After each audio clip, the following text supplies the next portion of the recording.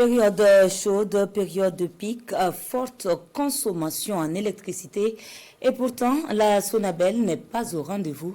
Les délestages intempestifs impactent fortement le quotidien et le rendement des citoyens.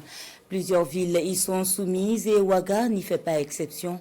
Le constat de Sié Dilarien Hien et Frédéric Nikema. Il est 11h passé de la trentaine de minutes quand nous arrivions à l'atelier de soudure Kouara et Frères aux alentours du marché Katria de la ville de Ouagadougou.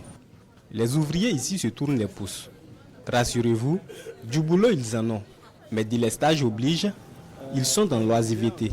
Il y a beaucoup de travail, il y a des fenêtres ici à livrer, mais comme il n'y a pas de courant là, le travail est bloqué. S'il n'y a pas de courant, il n'y a pas de travail. Le courant est coupé depuis le matin jusqu'à l'heure, là, il n'est pas encore venu. Hier même, il est coupé à 9h jusqu'à 18h. Donc tout le travail est bloqué comme ça. Un calvaire que partage Moussa Delma, gérant d'une poissonnerie dans le même secteur, frappé par le délestage depuis les environs de 8 heures. Un véritable frein pour son commerce. Comme il n'y a pas de courant, on ne peut plus payer le poisson là beaucoup encore. Voilà, parce que si ça décongèle comme ça, on ne peut plus vendre encore. Il faut qu'on jette. Avant là, on prenait 30 cartons, 25 cartons, mais actuellement, comme ça, on prend, c'est juste pour 10 seulement pour pouvoir vendre aujourd'hui. Le courant est coupé depuis le matin. Actuellement, comme ça, là, le courant, ça va arriver 18h, 19h comme ça. Le délestage, c'est désormais une routine pour de nombreux quartiers de la ville de Ouagadougou.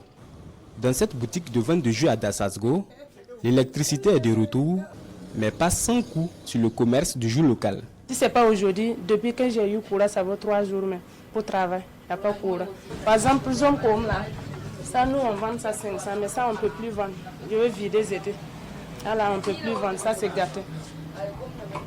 Ça aussi c'est tamarin, mais ça aussi c'est gâté. Le tous là, il faut que je vide les étés sur nous. On ne peut pas donner ça à quelqu'un. Voilà, dedans là il y a de l'eau, parce qu'il n'y avait pas de courant.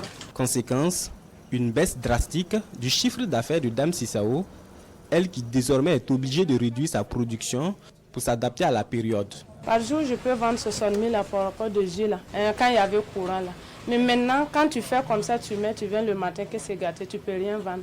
Par exemple, aujourd'hui, là, ce que je vais vider, ça va arriver 20 000 ou 20 000 et quelques. Tu vas vider tout ça là. Glace là, au moins, même si ce n'est pas formé, là, il y a l'eau là toujours là-bas. Mais jus là, tu perds le cycle, tu perds les ingrédients que tu as mis là-bas. Et les désagréments ne se limitent pas qu'au secteur d'activité économique. Les délestages en cette période de canicule rendent difficile la vie des citoyens burkinabés. Le problème, on ne peut pas dormir. C'est au dehors, on dort.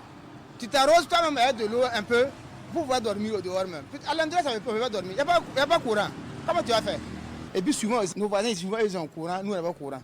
Du matin jusqu'au soir même. Période de forte chaleur, mais également période de forte consommation d'électricité, la nationale d'électricité du Burkina Faso, elle rassure. Tout est mis en œuvre pour satisfaire au mieux les usagers.